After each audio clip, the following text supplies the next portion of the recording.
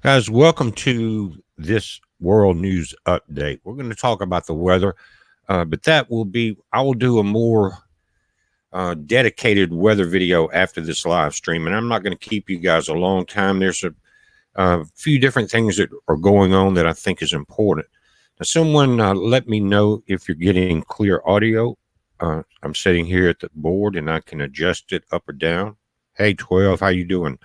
Rhonda James, Belinda Mustafa, Chris Culp, Misty Plays, Andrew Clyburn, Rhonda Kelly again, that one guy, Misty Plays, Pre-Drag, Jovinic, DB Cooper. Guys, thank all of y'all for coming by. You got good sound? Okay, great. I appreciate it. If you're looking at the screen now, this is the latest on Hurricane Dorian. It is at 80 miles per hour. It's moving northwest at 14 miles per hour. It's making a pretty good clip there. Now, what's important here is your timing and your prep time. If you look by 2 p.m. Saturday, it's a major hurricane. That's after it bends and starts heading towards the Florida Peninsula. At that point, guys, and you've seen the storm, it's growing in size.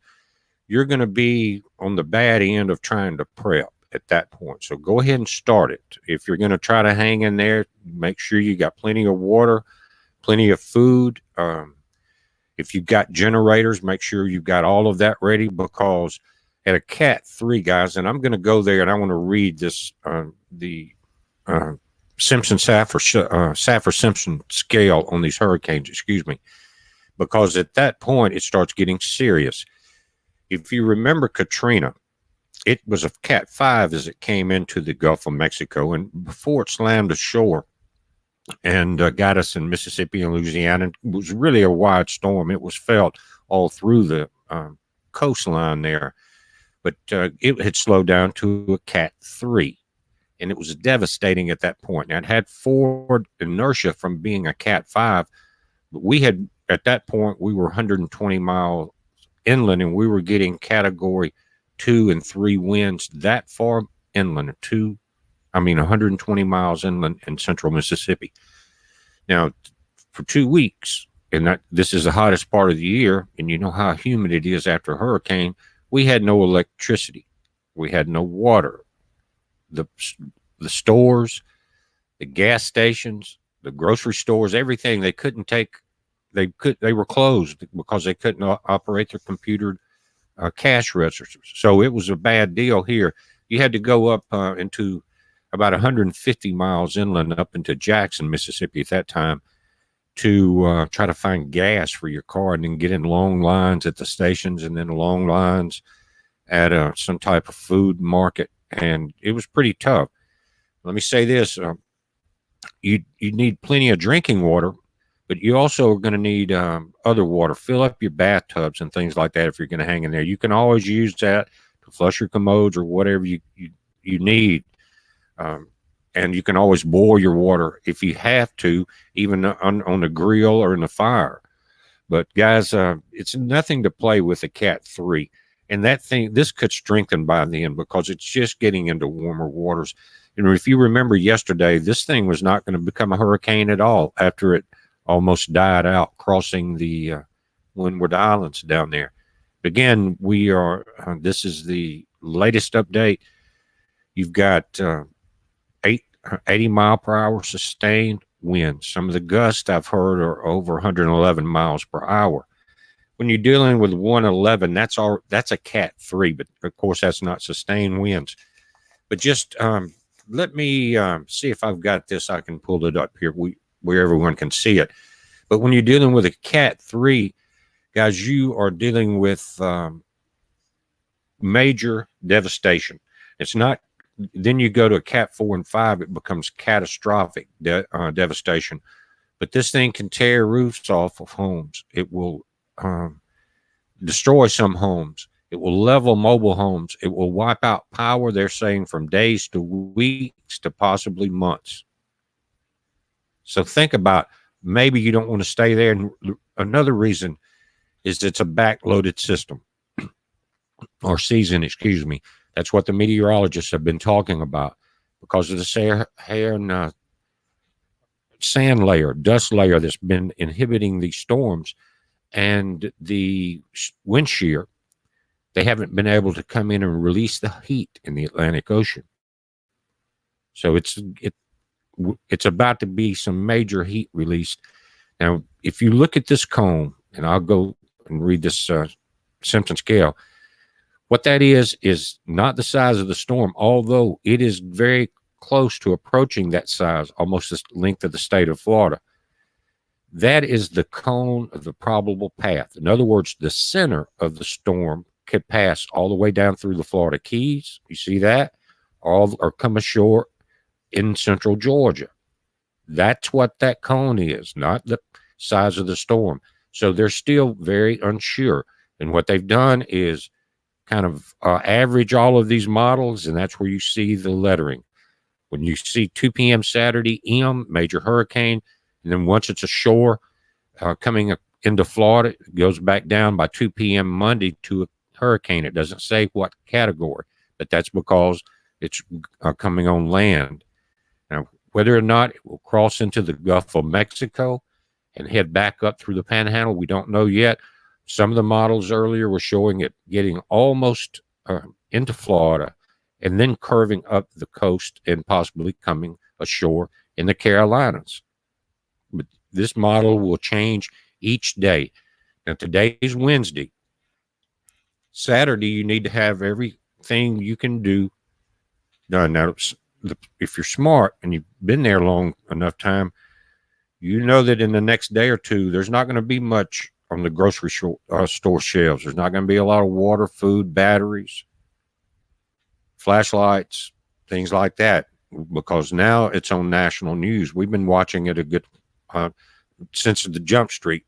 But guys, the stores will empty, especially along the East Coast.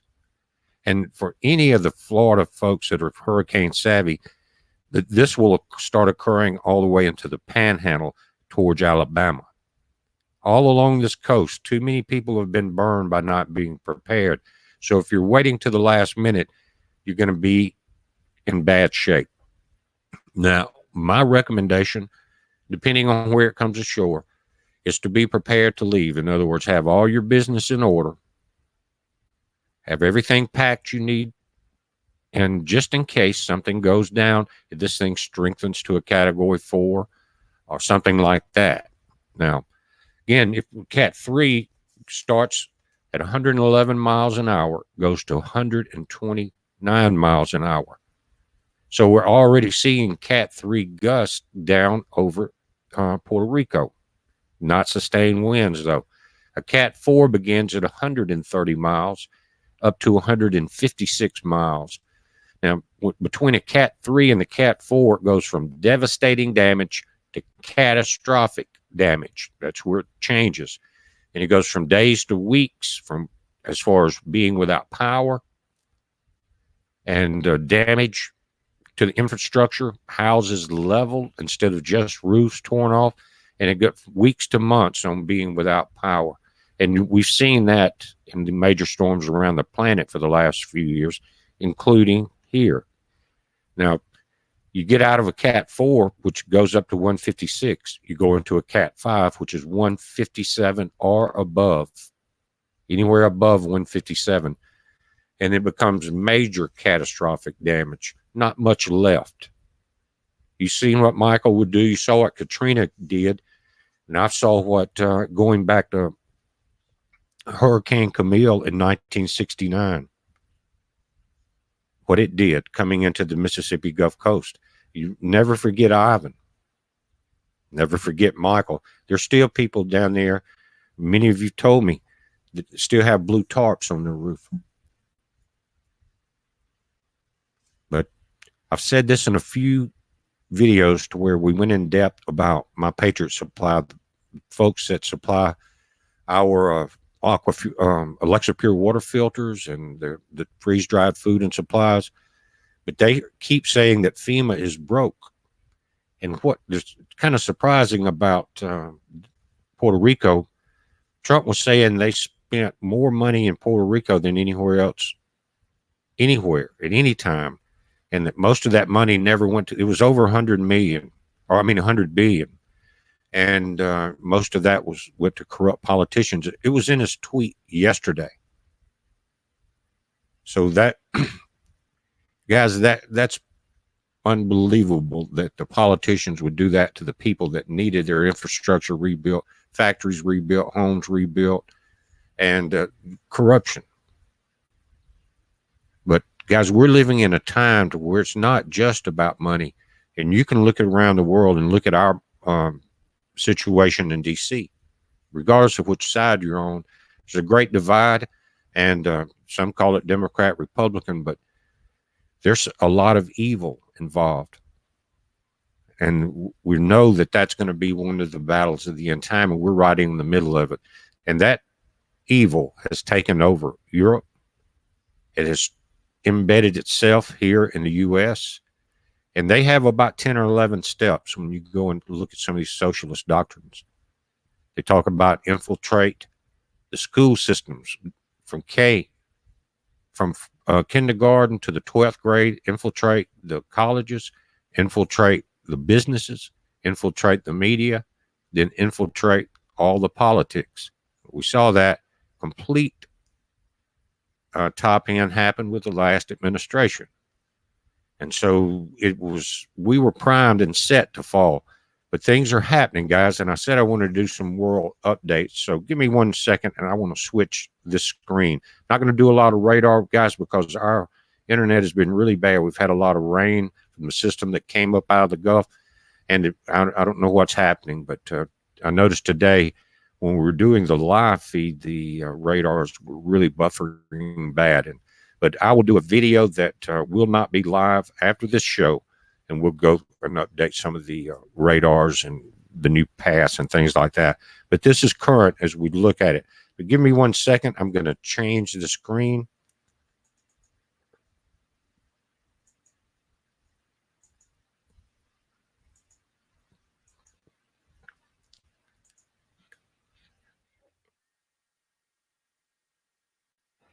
Now, what you're looking at, and I mentioned it at the end of the live video today, guys, it's about UK, but it's really about the UK and the US.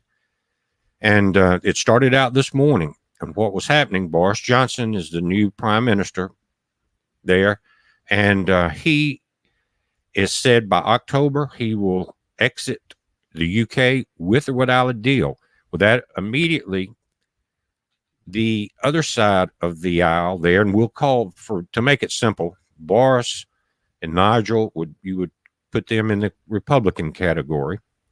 Then the people that are screaming at the top of the heads that he's doing this, when we get into what he's doing, are the Democrats and the mainstream media there. That's exactly what's happening. And Trump has come in on this in his tweet, in a tweet today, talking about how glad he is to see this. And this is important. I'll get into that. But it's saying the British government to suspend Parliament for 5 weeks, outraging anti-Brexit rebels. They don't believe in closed borders. They want everything open, kind of like the Democrats. But they are throwing a tantrum. So it started out, he proposed it. They started screaming about it. He said, okay, I'm going to go to the Queen, which he did, which really she is not political, supposedly, but they will oftentimes on a major deal get her approval, and I think it has a lot of social weight. Anyway, that went back and forth, and then the Queen came back out this afternoon and approved it. She said, okay, and what he's talking about, see, in October, I want to say by the end of October is the vote, whether they're going to leave Brexit, he said, with or without a deal. And so they postponed the deal for years now, trying to maintain the status quo of complete open borders, complete takeover by the EU, everything. It's been a pretty disastrous run for our friends there. Anyway, he's suspending Parliament. That is like Trump suspending Congress. And for 5 weeks, and that I think he's going to let them come back in with about 2 weeks to go before the Brexit vote. And so And what he's saying is they will not be able to raise hell, bring up all these votes, and completely destroy any type of narrative to try to achieve Brexit, which the majority of the citizens in the UK have voted on, because they know that the UK and the euro is a wreck, and they're trying to stop it. Nigel Farage is behind this, and he had a lot to say about this today too. But anyway, he realized that they were not going to let him go forward. They were going to put every stumbling block in the parliament to stop him from getting anything done. So they immediately tried to call for a vote of non-confidence. And then so he went to the Queen, and then the it didn't work out for him. So I think within the next 5 to 6 days, somewhere right in there, they will be officially suspended. In other words, it's like Trump telling our politicians in the swamp, you guys go home. I can't get nothing done here because you are nothing but obstructionists. Now, this, I'm talking about both sides. It's the same thing as what has just happened here. And if you look at the situation, Trump can do the same thing here, and I'll get into that. I mentioned it before in the last year a couple of times that Trump can do that. And the nation has been declared in an emergency for a long time, and that's one of the requirements. But we'll look at that Article 2, Section 3 before the video's over. Now, what they're calling, let me change this screen. Give me just 1 second here.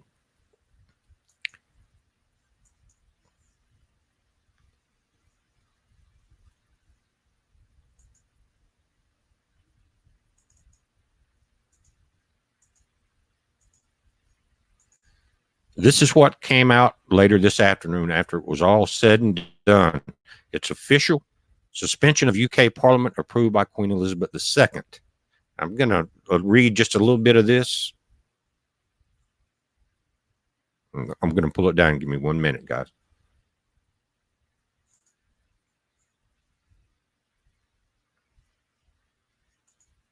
What it's saying, the longest standing parliament in modern British political history will come to an end in September.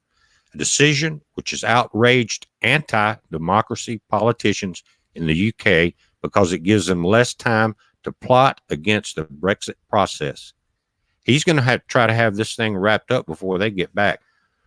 Now, I don't know if they could continue this past that point, but it says Parliament will be suspended on a date between Monday the 9th and Thursday the 12th of September, and will return on October the 14th, just 15 days before the official Brexit date on which the UK is due to leave the European Union. Prime Minister Boris Johnson has vowed this date will be honored by him, do or die, with or without a withdrawal deal.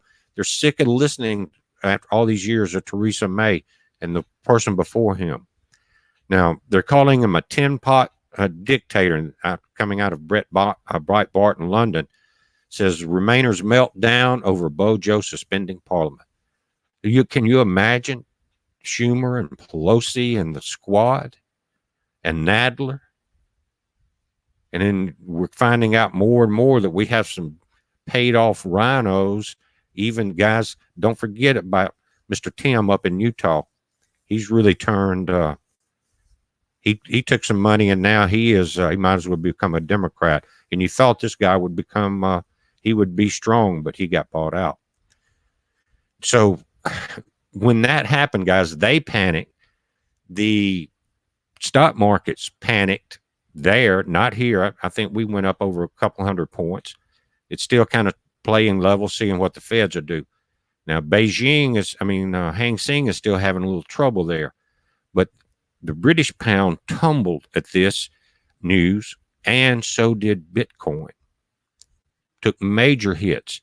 And this is at the time, and if you guys are kind of keeping up with some of the things going on that came out of Jackson Hole, Wyoming, one of the EU ministers or ex-EU finance ministers came and spoke there in Jackson Hole, and he said that Europe is seriously thinking about doing away with the U.S. dollar as the main currency and going to a gold back standard and possibly some type of Bitcoin. In other words, it's going to be and that will take the U.S. away from having complete control of the world's economy and the way it uses it for tariffs and everything else. A lot of U.S. Currency is in place and as a standard. Right now, it's doing pretty good. But what that would do, guys, and here's what they're pushing for now, is to get away to, and what Europe wants to do it for is because Trump won't sign their climate agreements and their free trade agreements or whatever it is, a Trans-Pacific Partnership or whatever they're calling this thing. That was one of them with Asia. But anyway, they're trying, and they are globalist. They have, these politicians in Europe have infiltrated each one of their countries and taken it down the same way Gavin Newsom has done in California.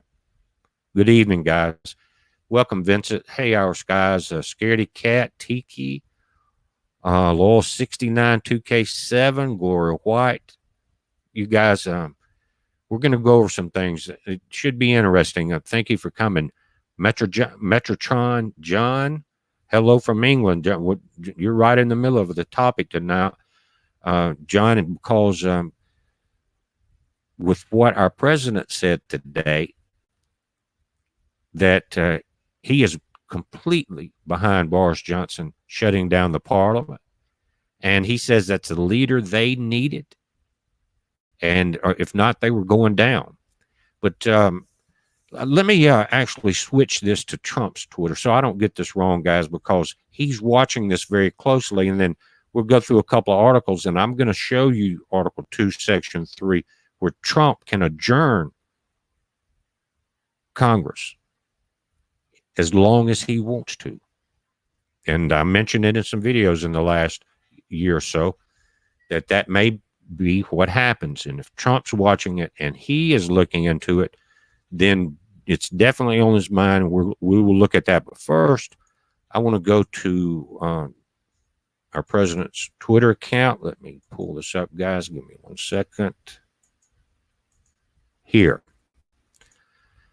Now, if you look in the center, he's talking about Jeremy Corbyn, and he's anti-Brexit. He's like the leader. He's like Schumer in ways. But here's what Trump said, and this was 10 hours ago. This was, I think, maybe before the Queen agreed to get on board, but it looked like it was going to go through. But he said it would be very hard for Jeremy Corbyn, the leader of Britain's Labour Party, to seek a no-confidence vote against new Prime Minister Boris Johnson. What he's talking about, immediately they scream, impeach. Does that sound familiar, guys? Impeach, 45. Well, this was impeach or no confidence vote, same thing on Bojo. Impeach Bojo, especially in light of the fact that Boris is exactly what the UK has been looking for and will prove to be a great one. I love the UK, Donald J. Trump. He's watching this very closely. That's why I wanted to do the video, because when he starts getting on a subject like this, he's aware of it. His lawyers are very well aware of what he can do if the get any more out of hand than they already are. And that's going to be hard to do, but they're really pushing it.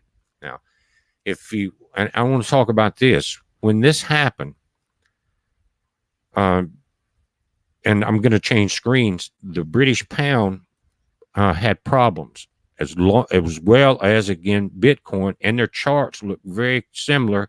And that's got to do with the one world order trying to lead us into a gold standard. Remember what happens to gold?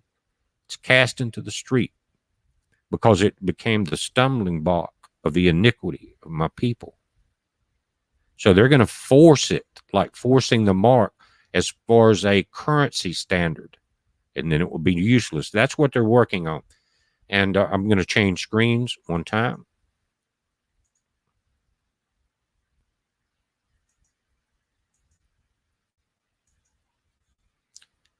Now, this is switching to zero hedge. Now, we're looking at a lot of financial problems around the world right now in the world stock market. So I highly suggest zero hedge on this. It covers a lot more than that. But I'm going to click on this article, and we're going to take a look at it. It says the pound tumbles as Prime Minister Boris Johnson asked Queen to suspend Parliament.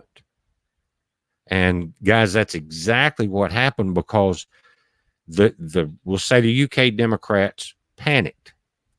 And listen, guys, the UK bankers now, not only are they talking about going to getting rid of the US currency and ridding the world of the dominance of the US currency, but they're talking about that they would rather lose money in their investments than to see their New World Order plans taken down. In other words, now it's politics over profit, even for the banks. And they're talking about Trump. But if they have to tear down the economies, which was their plan in a lot of ways, ask Gavin Newsom about California. That's their plan anyway, but that's what they're saying. Now the banks that are supposed to be keeping everything afloat are saying, we'll just go negative interest, trying to sell bonds with negative interest, which is stupid. And but it doesn't matter if we lose money as long as our ideology continues in this New World Order takeover. But it says, according to the latest updates from lawmakers, the Court of Session in Edinburgh will look tomorrow at a petition signed by 70 MPs aimed at blocking the program. This is what there's 70 Democrats, probably some on both sides of the aisle there, that want to block this new suspension of Parliament. And it says, what they're talking about is what's called prorogation. And guys, that's like the Queen gets to come on and have a big speech each time you get a new prime minister, and they can suspend some time before that. So they're throwing all this into that. And let me pull this up, guys. It says, the pound tumbled Wednesday morning on reports British Prime Minister Boris Johnson and his government would ask Queen Elizabeth II to suspend the Parliament when it returns from its summer break next month. In other words, they're gone now. They can continue it. Who's watching? POTUS. The pound has reacted negatively as discontinuing the parliamentary session, or proroguing, as the official terminology labels it. It would leave lawmakers with less time to debate any Brexit-related bills, including a potential revised withdrawal agreement. However, the pound paired its drop. Let's look at the chart, guys. Let me pull this up. This was today around 11 o'clock Eastern time here in the U.S., but it just dropped at that news. Now, it tried to come back some, but the British pound is a stabilizer. The Bank of England and many of the other currencies, they have bonds and markets just like we do. But the Bitcoin chart and all of the cryptocurrency charts look exactly like this. At the same time, it went down. It says Dominic Grieve, a critical Tory backbencher, said the decision was an outrageous act. Sounds like Maxine, doesn't it? Meanwhile, Speaker John Burkall denounced Johnson's plan as a constitutional outrage. Now, this is the Speaker, and if you've ever watched the British Parliament, when Theresa May or doing speeches or whatever, they have a main speaker up there just like we do, and this guy appeared to be almost Republican, but we found out the true colors. He says, I have no contact from the government, but if the report that it is seeking to prorogue Parliament or confirm the move represents a constitutional outrage, he said in a statement. Scottish First Minister Nicola Sturgeon said MPs must find a way to stop this plan. Impeach. No confidence vote. Or today will go down in history as dark one indeed for UK democracy. No, it won't. It will go down as a day that the UK stood up and fought back against the New World Order. Recent polls have shown that Johnson has significant public support to prorogue Parliament to stop the MPs from thwarting a no-deal Brexit, as we pointed out earlier this month. And if you look at this chart, it's 854 agree, 46% disagree. 2017 conservative voters, 76 agree. Johnson said he would prefer to leave the EU, on October 31st, Halloween, with a deal, but that it is do or die, that he will be willing to leave without a deal so long as it means leaving on October 31st. This has prompted several opposition MPs to come together to try to block a possible no deal. Wait a minute. We can't close the borders. We can't come out from under their rule. And it says to try to block a possible no deal. And on Tuesday, a group of lawmakers said that they would try to use parliamentary procedures to block a no deal exit. Boris Johnson knew that from Jump Street. That's why he's excusing them. But if Parliament is suspended on September 10th, as Johnson is trying to do, which now it looks like it is, lawmakers would only have a few days to get their plans together. Now, of course, they will be planning off in their caves, off in their Californias. They will be planning, but they can't bring it up. And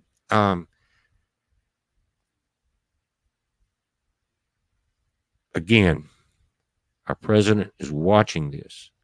Our politicians are still on recess. We will see. He may not use the Article 2, Section 3 now, but he can use it. He knows he can. And it's one of the things, the law is there, and that law will let him convene Congress when he wants to, and he can adjourn it when he wants to.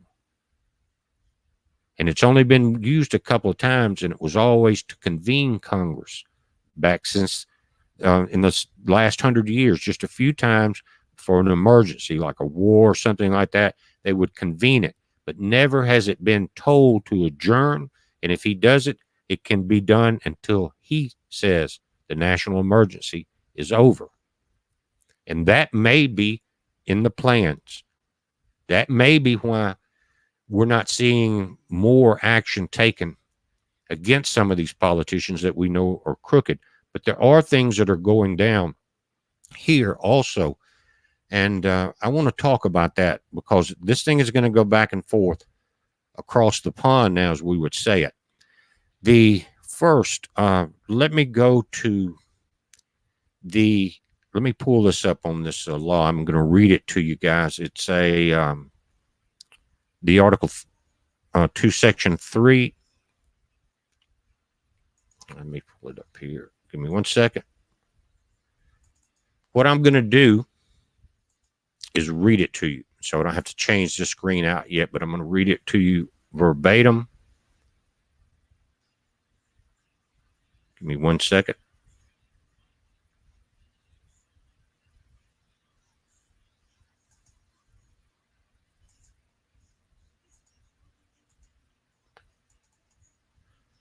Now, this is Article 2, Section 3, or Clause 3.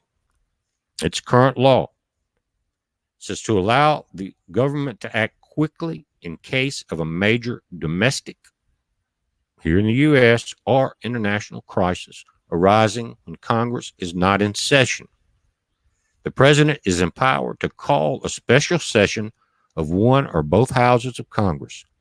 Since John Adams first did so in 1797, the president has called the full Congress to convene for a special session on 27 occasions. Harry Truman was the last one in July 1948.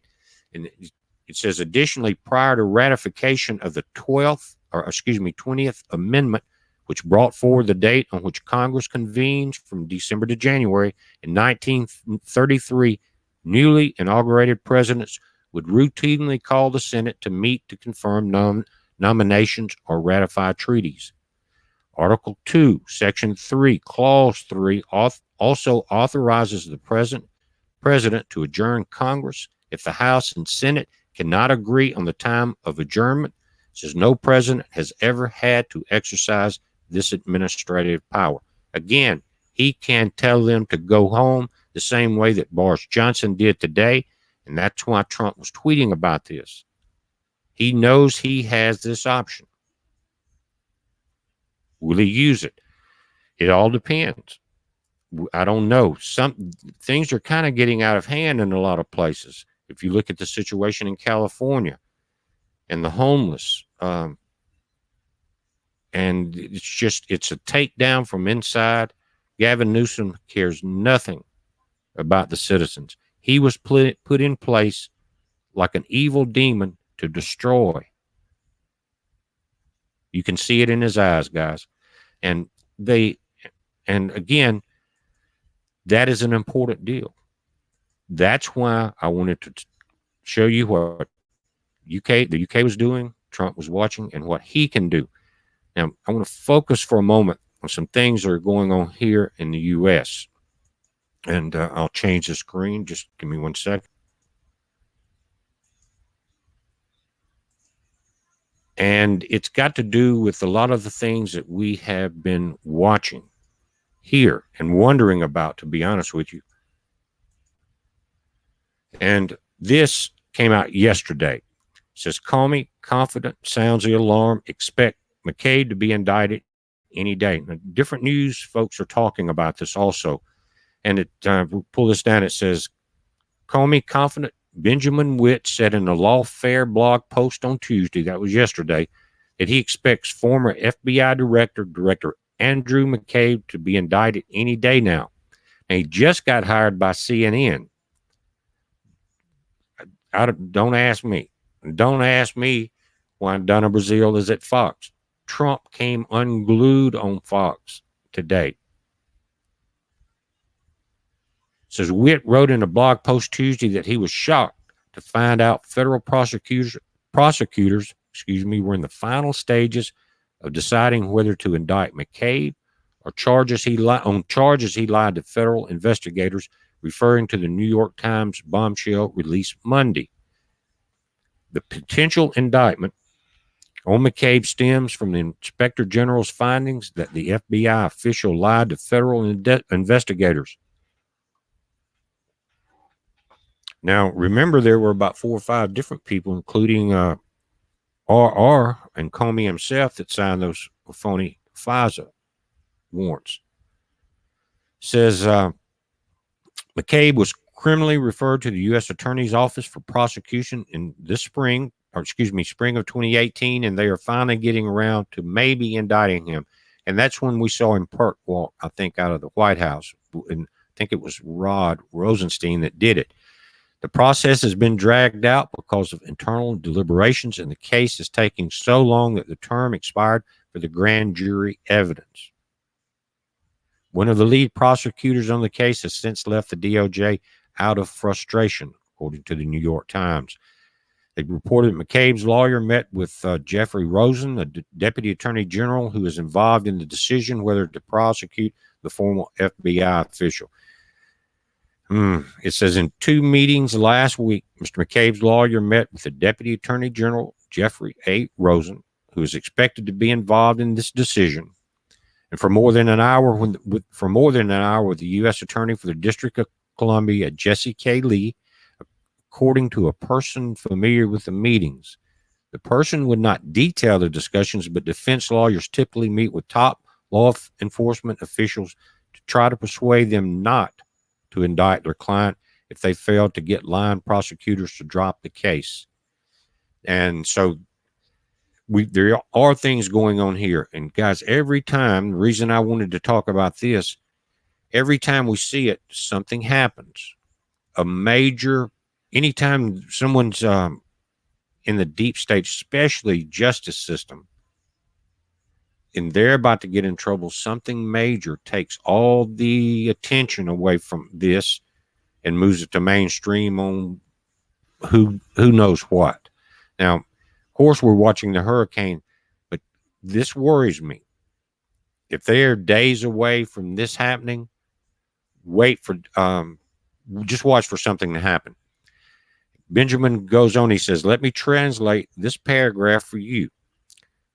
It says, these meetings generally take place when an indictment is imminent. They happen when the government plans to bring charges. You should thus expect charges against McCabe to be forthcoming any day. And if such charges don't happen, that doesn't mean they weren't planned, but rather that some extrinsic event has intervened. Well, one did in the Epstein case, didn't it? Now the cameras don't work, but guys, briefly while we're talking about JE, has anyone seen the articles to where? And remember, a lot of people were asking where was her name, Giselle Maxwell, his cohort that was involved in getting a lot of these young women, young girls involved. And there was a picture of her. She was at an In-N-Out burger in California. Everyone was asking, well, why isn't she arrested? And it turns out that one of the main photos were clearly photoshopped. I've taken that photo, looked at it, and it is obvious that it was photoshopped. In other words, her and her lawyer did this in an attempt to throw people off her trail. They don't really know where she was at, but the background and the cutout behind her, guys, is very amateurish.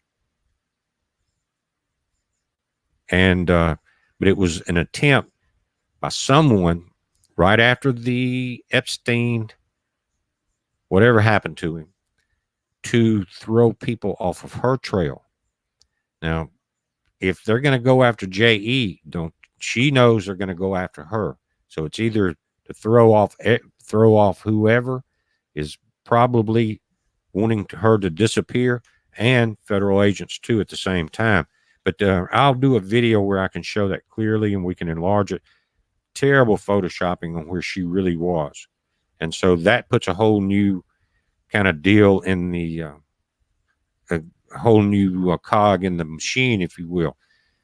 Now, again, I don't want to keep this real long, guys, but I want to mention one other thing. I talked about Bitcoin and I talked about the British pound and the way that they fail. And I just want to show you a chart that should be very eye-opening in a lot of ways. And we don't know exactly why yet, except events like this precede major events on the market. And let me change this over to the crypto charts from today's markets.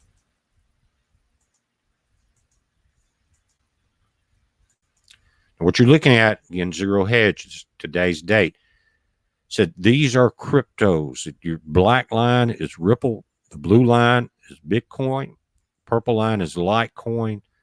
The orange line is Ethereum. And the light blue is Bitcoin Cash. You see that downward trend? I'm talking about they dropped off the charts. That was at 11 p.m. Eastern time.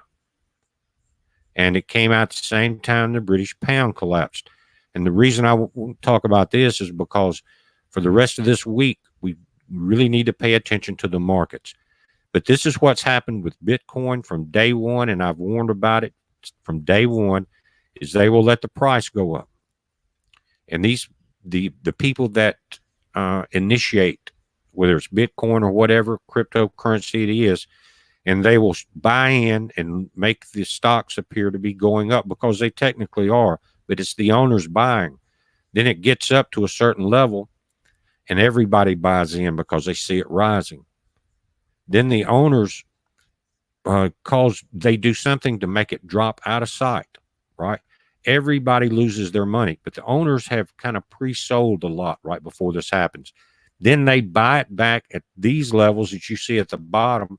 Everybody that bought in is out, and the Bitcoin people, the handlers, bought in at a dime on the dollar back into the same thing, and they do it time after time again. The Bible warned us about gold and silver and Bitcoin, which is supposed to be backed. But look at that, guys. That's today. Now, the U.S. market didn't show it. 219 plus or something like that. The Hang Seng is still struggling. They're 200 or 300 points behind the U.S. But this coming in today and the British pound starting to get in trouble makes me really want to watch the markets. You got Thursday and Friday, and then they'll close for the weekend. So be aware of that. I've warned many people that if you, I'm not saying invested in stocks. If you are, you better know where it's at. But a lot of people's money is invested in the markets through hedge funds. That's their 401k and retirements, teachers' retirements, things like that are tied in the hedge funds that are getting butchered. And they have seen nothing like what's going to happen. And I've talked about this, and people will let me know, well, I called my broker, and they said, well, it's doing a kind of okay now, and don't worry about it. But in the next 6 months, there may be trouble. So they're doing their job and putting you off from keeping you from removing your money before you lose it. Said it again, this. Of course, there may be early withdrawal penalties. It was set up like that so you wouldn't take it out in case it got in trouble. But anything is better than zero, including your amount after the early withdrawal interest. Take that and do something with it. Buy your cabin, some land, get your garden, some survival food, the things you need. If this continues downhill, because they're saying, if you read around about this, and Zero Hedge has dozens of articles about this collapse, guys, it will cause a civil war here, because it will be a Mad Max scenario where when you can't get food and the inflation goes out of sight, then people will get it one way or the other. And there will be a tsunami of chaos. And the ones that don't drown in that tsunami will be the ones that were prepared.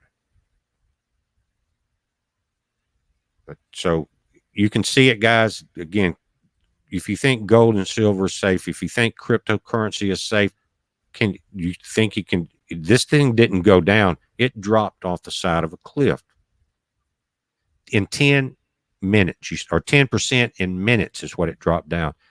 It says the rest of the crypto space is really getting hit hard, with Litecoin worse.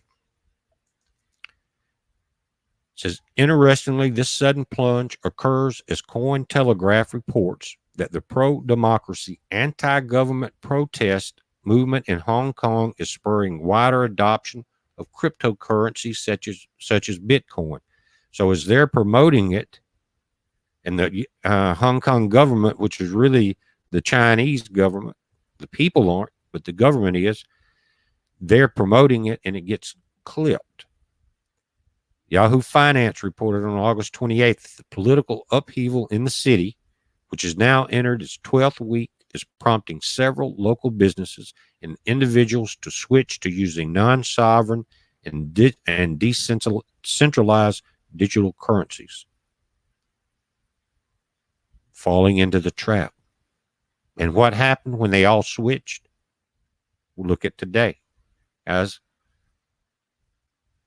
they got killed, especially the new investors. And they're talking about on August 26th, Hong Kong department stores PriceRite announced it would begin accepting Bitcoin, Litecoin, and Ether at its 14 locations in Hong Kong. Everything's going to move to the gold and silver, whether it's in a coin format, but it's cryptocurrency. And if you can't hold it, it's worthless. And if it's gold, it's going to be worthless. It says, Yahoo Finance notes that the store has indicated it will be able to swiftly convert the crypto into Hong Kong dollars using the Bitcoin network's scalability layer called the Lightning Network. Alongside traditional retailers, cryptocurrency firm Genesis Block has been operating 14 crypto ATMs across the city. Guys, this is moving. It's moving worldwide. If you think the Operation Dragonfly in China is not in the U.S., not just like this, but in every other aspect, you're wrong. It says the surge in interest in cryptocurrencies comes against a backdrop of other forms of economic activism. Earlier this month, protesters initiated an action to withdraw as much money as possible from their bank accounts or convert their local currency into U.S. dollars. This has a twofold purpose: serving both a preemptive protection of their personal assets and sending a sharp warning to Chinese authorities. Guys, they are in a bind there. Either way they go, You get into a currency war, if they've converted into U.S. dollars, it's going to hurt them either way. But as early as June, it was reported that a number of Hong Kong tycoons, a city which counts 853 individuals worth more than 100 million, has begun to move their wealth offshore. Same thing happened when Fukushima happened in Japan. Most of this offshore wealth will go to a few Asian countries, but most of it will come to the U.S. These people will come in, buy a property, whatever. And again, it was trading at a premium today in Hong Kong. Look at that. And then bam. How many people got sucked into that trap? That's been my warning, guys. It will continue to be my warning. Hey, Darren, how you doing, buddy? Happy birthday yesterday. Brass Knuckles, Michael Vincent, Marcy G, Negotiator Scott Rogers, Michelle LaMonica. Yeah. Hey, yeah. Hey, thank you, Darren. Hope you're doing good, my friend. Hope you're doing good. I know you had some troubles. Hello, Carol Foley. Now, guys, again, I didn't want to make this long and drawn out, but what I do want to do before we close this out, we'll go look at the latest on the Hurricane Dorian. Just give me 1 second. I'm going to go over there and catch the updates. Be right back.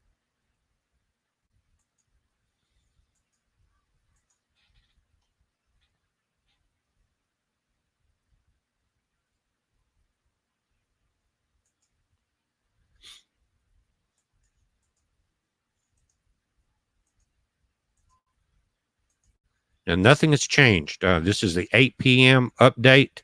Winds are still at 80 miles an hour. Movement northwest at 13 miles an hour. You can see the track. The barometric pressure is not listed on this chart. It was dropping today, guys, but listen, what's important is 2 a.m. Friday. That's tomorrow night, technically, 2 hours after midnight, tomorrow night. This thing will be starting to curve. It's already going to become possibly a Cat 2 by this time. It doesn't say Cat 1 or Cat 2, but when it goes to M, like you see at 2 p.m. Saturday, that's a Cat 3, or that's classified 3, 4, and 5s as major hurricanes. So we don't know if this thing will strengthen. But again, to go to a Cat 2, it has to add 16 miles an hour to what it is now. We'll have to go to 96 miles an hour. But at 2 p.m. Saturday, guys, you see it's a major hurricane.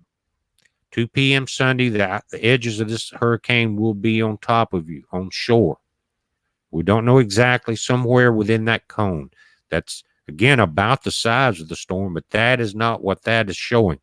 It's showing that the center of this storm can go as far south as the Florida Keys, or as far north as the central Georgia Atlantic coast.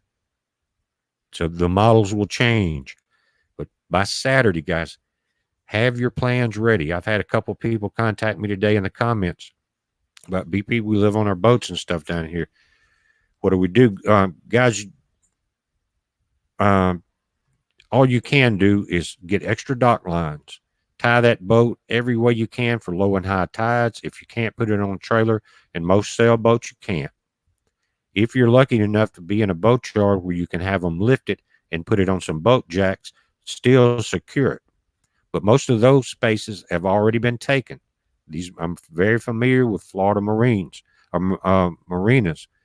They start issuing these warnings. They start emailing out the different people that have boats and slips and things, and they will even offer hurricane specials, a discount to get your boat out and put it in the racks instead of on shore. But if you can't, then you tie that thing down every way you can, and then leave. You may, it may be the only place you leave, but live, but you can make it north and into some type of hotel or motel situation, or a campground, or a truck stop up in Georgia, Alabama, Mississippi, somewhere off the coast.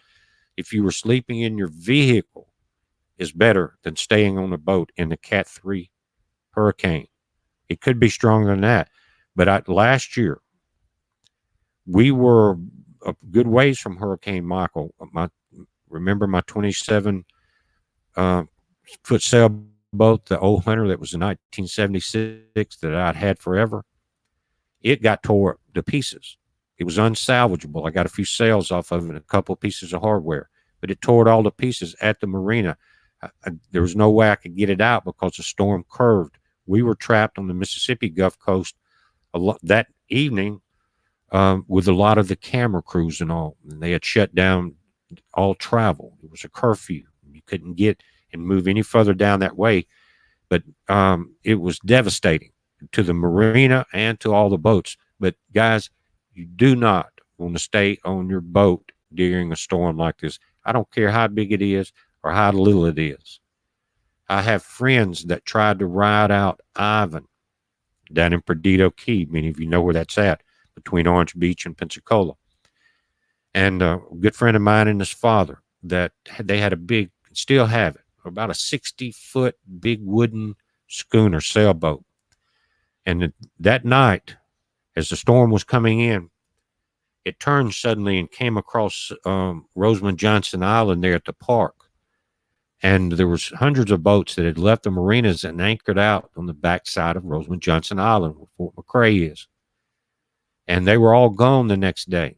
But they tried to ride it out. And when they were in a 60-foot boat behind the island, the waves came over the island into what's called Big Lagoon, where Big Lagoon State Park is. And it tore their anchors loose from the bow. These big, heavy, old 60-foot wooden sailboat guys tore them loose. And they had to, and the boat was moving, and they had to dive in. And it's probably 3/4 of a mile back from where they were at to the shore that was not safe even there.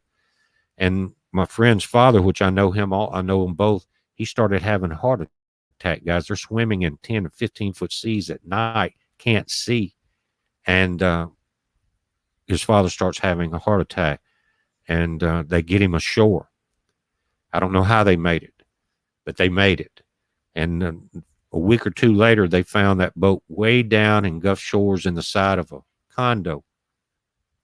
But they got it. They've restored it. It's back in the water. But guys, you do, that's that. But you don't want to be in that situation. Even in that same arena, and just tropical storms and just tropical depressions, I've seen people get in big trouble in the marinas. One guy almost lost his life, and a friend of ours that lived there at the marina up in the condo thought he heard screaming, and he went out about midnight, and he looked down from the balcony, and one of his buddies was in the water holding on to a rope, going up and down, and been there a couple of hours going under the water. He had finally tried to evacuate his boat in the marina, got washed off the pier, and was hanging onto an anchor line. And finally, my buddy got him up. Ambulances came. It was in the Pensacola paper last year, guys. You don't want to do that. You don't want to do it. Don't take a chance. Thank you, guys. Andrea, there's some new folks in there. Hey, Darren again, Tony Nickel, Karen T, Steve, Brass Knuckles, Soldiers of the Cross. Welcome to all of you guys. Let me see who all's in here. I've been reading a lot.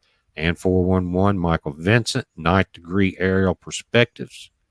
You're right. Mark Atkinson, Anomaly. Who all snuck in here again since we started on this? I think I've gotten to most of you guys.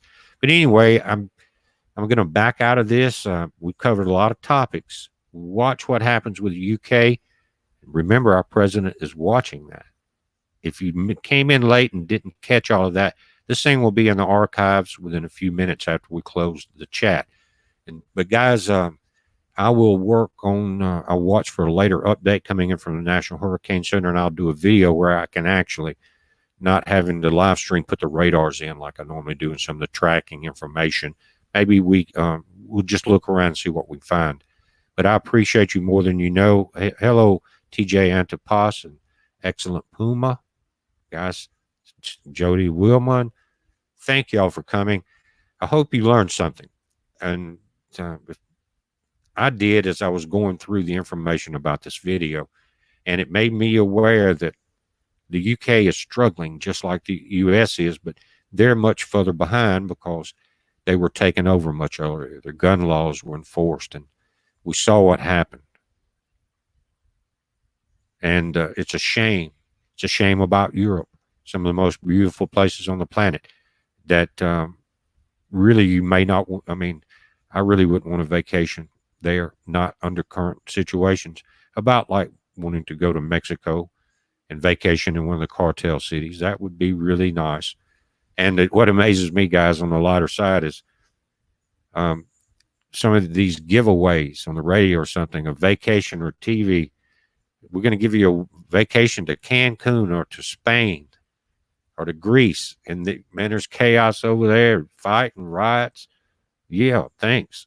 They couldn't sell them, so give them away. And what's so bad is so many sheeple that if they watch the news, it's CNN. They have no idea that they're being shipped off into trouble. It's amazing, but you guys are awake. And that's the whole point of this. But again, thank y'all for coming. I promise you, I'm going to take a short break, get me some ice water, and I'm going to work on a real hurricane update. But here's what we got. Again, 2 p.m. Sunday's too late. You see that? It's already ashore. The storm is bigger than where that center is, regardless if it's Georgia or if it's down in the Florida Keys. It's going to be too late. If you can move inland, do. But if you feel like you're safe, you're inland far enough, watch out for dead limbs. Watch out for lawn furniture. Fill up your bathtubs with water if you think you're in a place you may lose power. Fill up your vehicles. Fill up your generators. Check them. Make sure they're working. Check the oil, whatever you got to do. Spend the next few days being prepared. The best preparation is to avoid this storm. But you try to secure your property, and I know that millions are going to try to ride this out. But if you're along that East Coast, guys, it's not recommended. But I'm checking out. Watch for a video update on this hurricanes. It's a heads up. Be safe. Thank y'all. Jamie Howard, thank you. Equine Prepper, Warrior 59 Paul. There's our guys. Thank y'all. I appreciate it, guys, more than you know. It makes me feel really good when a group of people get together and it's a very civilized conversation in the chat. We share information. We learn a lot. That's what it's all about. Again, heads up. Be safe.